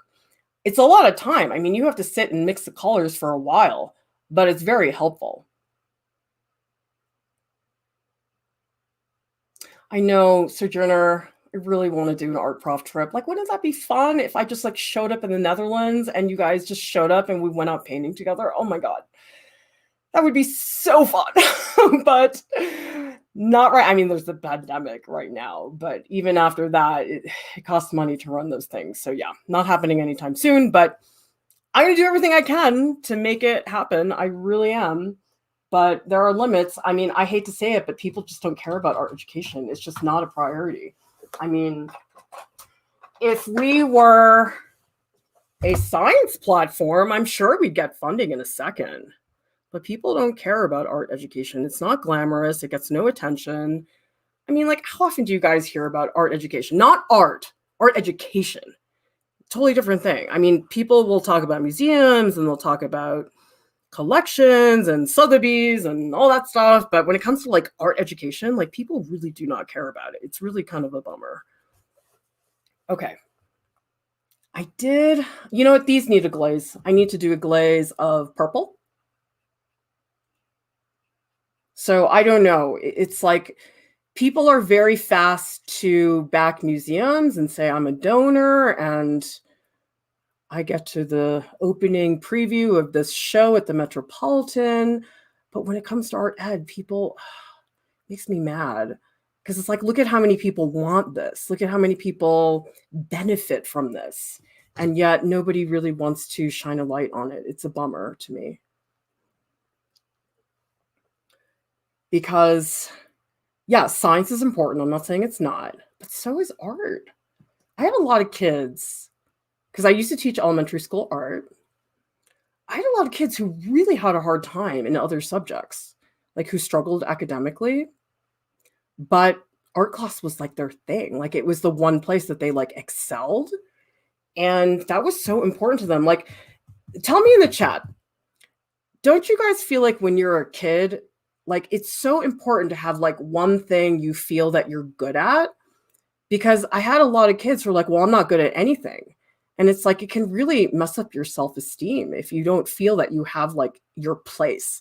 And I do think for a lot of kids, the art room is that place for them. It's like the place where they feel very nurtured and they feel like empowered and like they can really do something. And, you know, like I didn't feel that way in science class. I was bad at science, but it's like, because I had the art, that's what kept me going. That's what made me feel like I mattered as a person. And so when I was a kid, that was very important to me. So yeah, it bums me out that people don't value this. Like the general population. I'm not saying artists. A lot of people they just don't get it. I'm like, how can you not? It's so amazing what you can do. All right, I need to put a little glaze up here because I'm losing, the ball is disappearing a little bit. So I'm just adding a quick glaze up here to differentiate where the ball ends. And actually, that needs to be a little more gray. So I'm going to put a little glaze of yellow over this. So that way the background color is not so similar to what's happening with the ball. So we're just putting a glaze up here.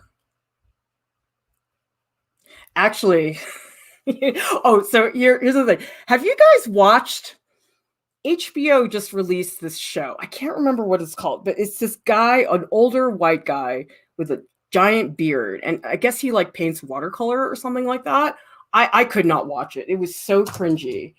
And the first episode had a really stupid title. It was like Bob Ross was wrong. It was like something like that. Did anybody watch it? I can't remember what it's called. But I watched it and I was like, this is not about painting. This is drama. But the thing is, it wasn't even exciting. It was just like him painting. And I like fast forwarded through the whole thing because I wanted to like see what he was painting. And it's like, you couldn't even really see what he was painting and he wasn't explaining what he was doing. I was like, really, HBO? This is what you're funding? I'm like, you guys should fund me. I think I'm more fun than this guy. Okay, let me just zoom out because I need to see my reference photo a little bit better.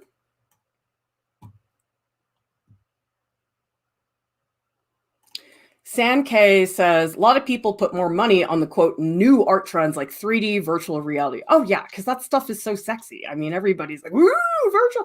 And I'm like, I don't think that that's a better experience for the students.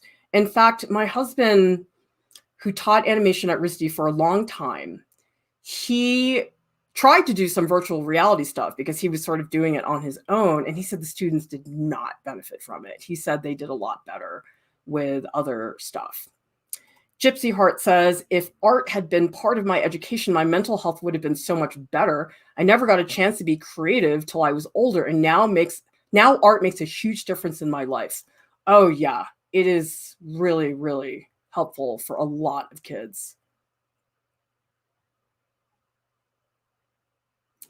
Kappa says, maybe stream on Twitch. Art section needs more traditional artists, but it's a lot of trolls there. I know Twitch makes me a little nervous because this is gross, but people tell me that a lot of the female artists on Twitch that stream, that a lot of them wear like revealing clothing and it's all about men like drooling over. I'm like, ew, I don't know. I mean, maybe if I went on Twitch, obviously I'm not that, maybe it would be better.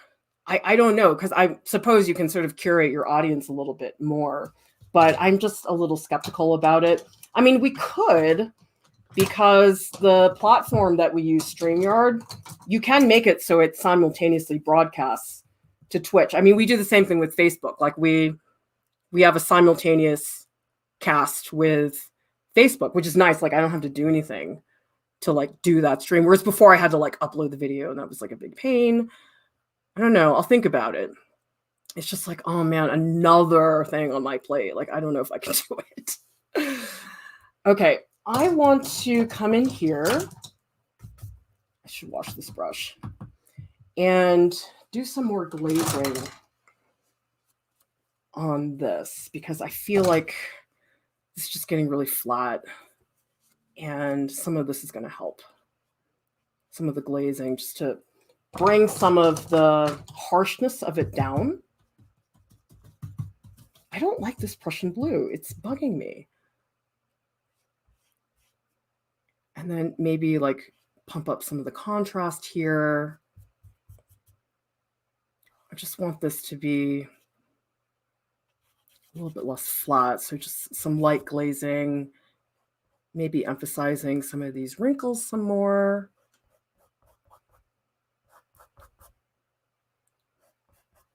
I don't want to do too much on the pillow. Though I don't know, it still feels awfully unresolved to me. It still doesn't feel great. I'm going to add, I need to do it. I just was lazy and I was like, I don't want to mix the color. I have to. I can't not mix the color. Titanium. Because this area of the pillow is actually pretty bright. It doesn't have a lot of that glazing to it. So I'm just going to mix like a very light yellow, maybe a little bit more cadmium lemon. Like that. And actually, I'm going to do palette knife for this. Like just scrape in some of that. Get it to spread a little more. And up here too, this is pretty not saturated, thick and opaque. So if I add some of that, maybe that'll bring back. Ugh, I didn't like that. That was bad. Let's get that out of there. And then maybe I'll just bring some of this yellow in here because I want some variation, but not too much. And then here I'm going to really get it thick like that. Okay, that feels a little bit better. I still want some more at the top though. I feel like that's still not as dramatic as I want it to be. And then down here too, I need more white. I feel like it's a little bit too saturated.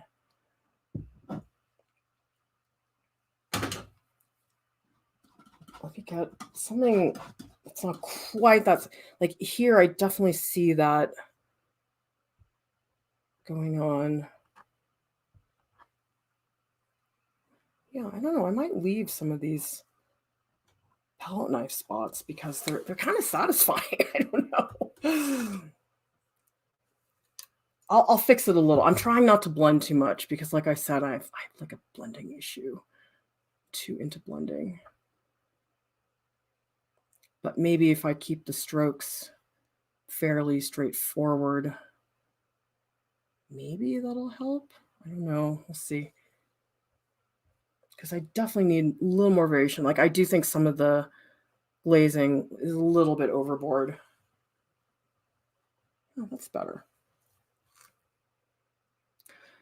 Jabberjaws says, I work full time. I've been having such a hard time trying to be productive. When I get home, any tips? Sketchbook. That's the way. We have a self-taught artists basics curriculum that I would check out. There's a playlist. It's called Self-Taught Artists that you guys can take a look at. And there's a Google Doc, which we linked in the video description. And what we tell people is that the key to being productive, 10 minutes a day in the sketchbook. You can do 10 minutes. You got time to brush your teeth. You got time to do 10 minutes in the sketchbook. And the secret is, oftentimes people don't do 10 minutes. They end up doing it longer. But you tell yourself 10 minutes, you trick yourself into just sitting down and just starting something. And eventually it turns into something. It's kind of a nice trick. It works. Some people have been telling me that it's been helping them a lot. So yeah, give that a shot. Because it's hard. I mean, I'm not going to work now, obviously. But when I used to work outside the home, I was the same way. I was like, oh my God, I can't do this. I'm so freaking tired. Really hard to make space for that. I mean, I just want to veg. I guess if it wasn't for our streams, I probably would be a total vegetable in the evenings. But it's like I kind of don't have a choice now because, okay, we stream in the evening. Although today is an exception. Usually we don't stream during the day on a weekday, but we have a staff meeting tonight. So that's one of the reasons why. Oh, I got so distracted. I think initially, I was trying to like fix this, but I like ended up going in a completely different place. So let me punch in more of that value that I was missing earlier. And maybe that will help bring that back. I like that. Ugh, this area got a little wonky. And a lot of the shadows are turning a little green. I mean, I'm going to blame that on the Prussian blue.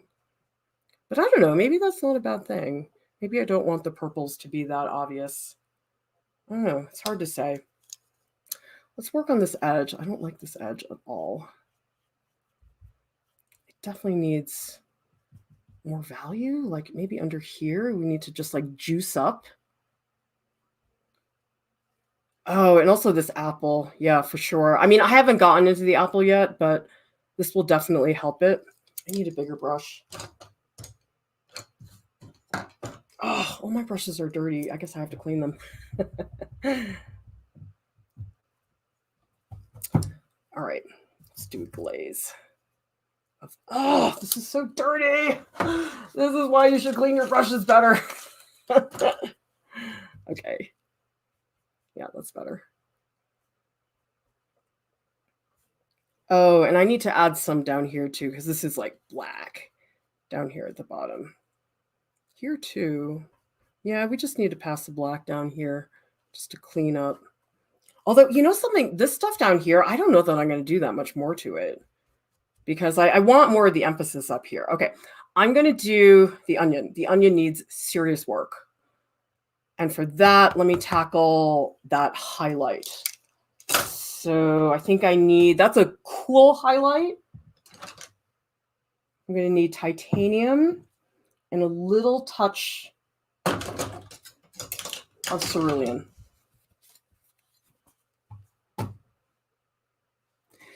Dennis is asking, is this kind of painting good for somebody with OCD? I don't know because I don't have OCD and I don't know specifically what is involved. So you know what I would just do? I would just try it. And if you have problems, maybe see if you can get help in the Discord. It could be that maybe some people have experience with that. So sorry, I don't have a good answer for you. Sojourner says, tips for streaming. All the cameras would get in the way. How do you work around them, or do you just get used to it? I would go to artprof.org, click on Teaching and Learning Art Online, and under Equipment and Software in the menu, there is a whole page about how I do the equipment. I tell you what to buy, how to set it up, because I was able to streamline it so it's really flexible, easy to adjust, but also very lean. Because I've seen a lot of people that they've made setups, but a lot of the issue with the setups is that they're too rigid and they don't accommodate for different sizes of artwork, which is a problem because when you're streaming, sometimes you're working big, sometimes you're working small. And so I think the flexibility is hugely important for that to work out. So yeah, go to that page. I have a lot of information about that there. And you can also ask me in the Discord. There's a Discord channel in our server, which is specifically for educators. And a lot of them are doing that right now. So if you have questions, that's probably a good place to ask. Okay, that's feeling a little bit better. And now I'm going to do some glazes on the back. Like there's this beautiful like cerulean blue reflected light that I am just loving. Everybody see this? It's back here. And it's pretty detailed, actually. I think I need to go back in with some black to like even that out. Like some of this stuff I'm just going to toss in. Maybe I'll paint the black around it. Like this is really nice reflected light, actually. I'm gonna go in and make that more dramatic. And actually there's this like really pretty little peel. I need another brush. Does everybody see this little, I'm gonna glaze it. Oh, it's so pretty. See that? It's barely there. I mean, you almost can't see it, but it's nice to have. So I'm gonna just articulate that a little more so it's a little darker. And up here, I'm gonna paint like in between the strokes. Like this. That's a little bit too, I want it a little bit more delicate. I want to separate some of these strokes. So I just really like this onion. This onion is it's so pretty, you know? And we're going to soften up this shadow so it like really sits on that pillow. And I'm going to do like a cerulean blue glaze up here because this is, oh my God, that's gross. Ew, ew, ew. That was really disgusting. Okay, maybe not that much. But I'm going to like spread it around like this so we get more of that in there. I'm not going to do that much more to this. I'm trying to like keep it pretty sparse like that. Because I do like the highlight with the palette knife. That's kind of satisfying and fun. I don't like this though. This is not good. I might just paint over this whole section. That's kind of fun. It's not where I want it yet, but we'll get there. Look at that. Oh, I need some black here. Like, do you guys see this little like, ooh, yuck, yuck, yuck. I don't like that white being in there. Just trying to give this a little more texture so it doesn't look too smooth. Texture is hard in painting. Like I said, I like to blend everything, so it's not really the best option for me. My colors are starting to get muddy though. That's kind of a problem. Oh, that alizarin crimson felt good. I need more alizarin crimson. Be like up here. Kind of like that alizarin crimson. Maybe I just need like alizarin crimson glaze over this whole thing. That's what I need. Maybe like down here. Just toss it. I mean, you guys probably can't even see it. I'll show it later. It's really subtle, the alizarin crimson I'm putting in right now, but it's helping me.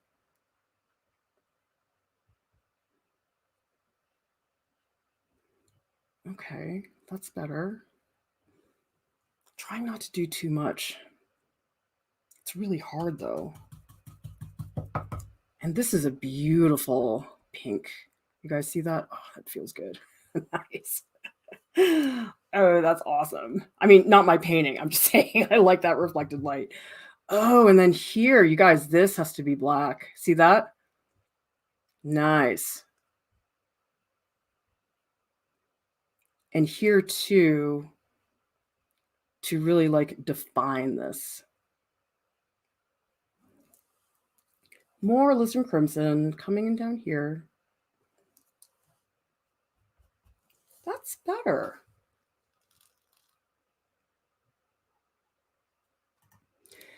C. Cantrell says, you say that you're, quote, not that great, but you sure are able to show us techniques and we can learn a lot. Yeah, I mean, it's like, I don't think you have to see somebody do a masterpiece to learn something. I think just watching people paint is fun.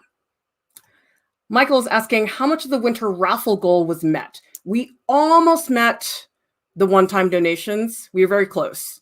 Patreon, we didn't do so hot. I mean, we did fine. We did okay. I'm not complaining. I mean, any amount people can give us is great. But yeah, we didn't meet our goal for the Patreon. We were pretty far off from the goal. Jody says, first time comment. Well, welcome. I'm from an island called Bali. My island is literally a living work of art. Thousands of sculptures in the temples, scenery. Art prof should travel there someday. Oh my God, that sounds amazing. I would love to. I love traveling. Traveling is like if I was rich, I would just travel all the time, because I just feel like at a certain point, like I don't need a Rolls Royce. I don't need a super fancy house, and I have to clean it. I guess if you're rich, you hire people to clean it. But anyway, the point is, if I had money, I would totally just spend it on traveling. It's so fun. Louis says, why did you decide to change the color of the apple? Are you talking about this one? I mean, because I don't feel that I need to follow the reference photo exactly. I think it's fine for me to just change it. So yeah, sorry, I know that's a boring answer, but it's true. Gypsy Heart says, I have only ever painted in oils twice. It was like traditional oils. I use liquid medium. Can that be used with the water mixable oils as well? Probably not, because I feel like the water mixable oils, I think that they have a fast drying medium that's made for the water mixable oils. I haven't tried it, but I think it's supposed to act the way liquid does. I just think in general, from what I've seen, Winsor & Newton, at least, they tend to make stuff for water mixable oils. So like I have linseed oil, but it's for water mixable oils. It's not just like straight, plain old linseed oil. And so I just think for that reason, you might want to just like stick with the supplies that the manufacturer already has. That might just be a better way to go about it. Okay, I want to do a little bit on the apple. And then that might be all I can do because everything's getting so muddy so fast. Actually, I do want to make, ooh, gross. That was really too much red. I don't like that. Let's just get that in there. Okay, that's better. I just want to get a little more articulation in here because I feel like this is getting really lost. This is actually really red. I should put like, this is like cadmium red, like in here. Like that's a really, I don't know why. I guess it's coming off the grapes. I guess that's why. Yeah, I want that to be pretty dramatic.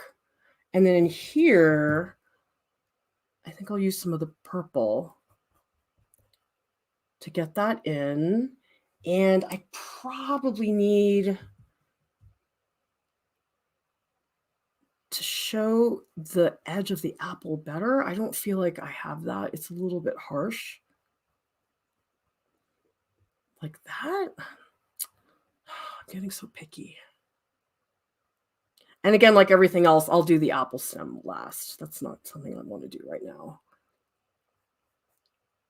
Okay, and actually this is a little bit brown.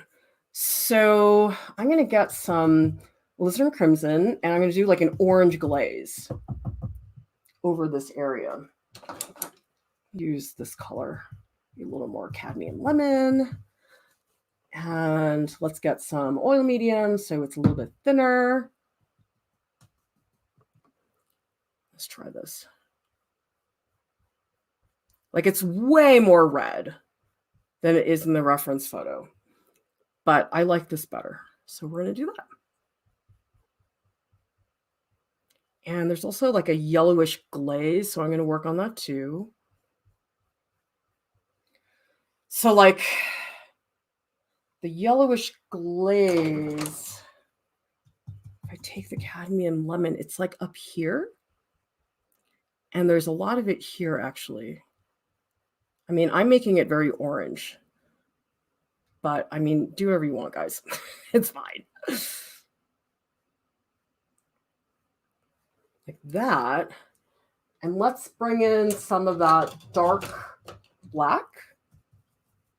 This, like, all I'm going to use ultramarine and a little bit of alizarin. We got to redefine the edge of that apple. Like that. That looks better. And then there's like a cast shadow that comes across. And let's like really punch in here. Like this is where the cast shadow is actually very harsh.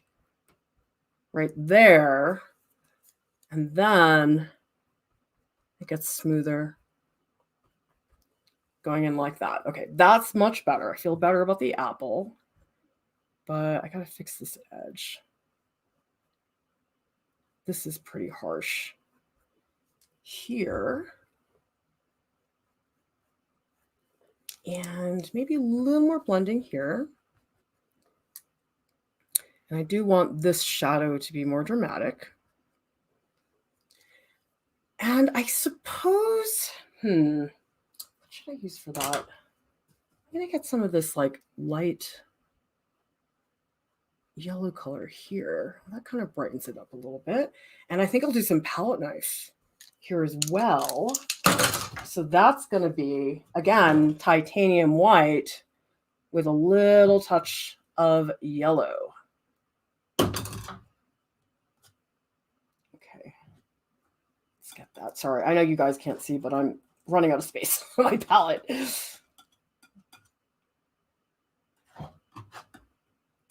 Okay, let's really build this like that.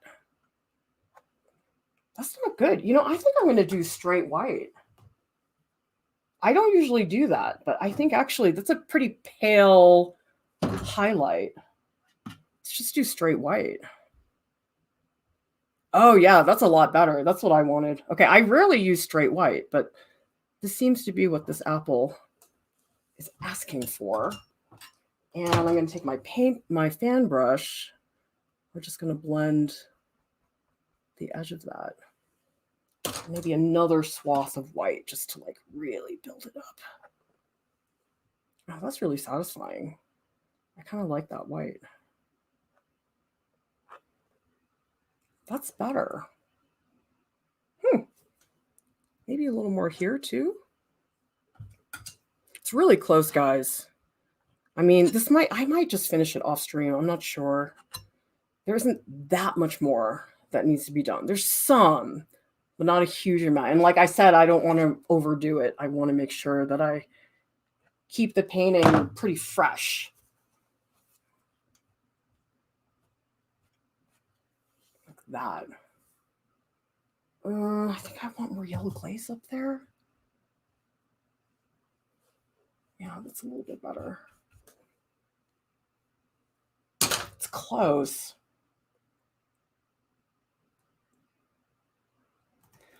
Sandcase says, should still life paintings be completed within a day? It's up to you.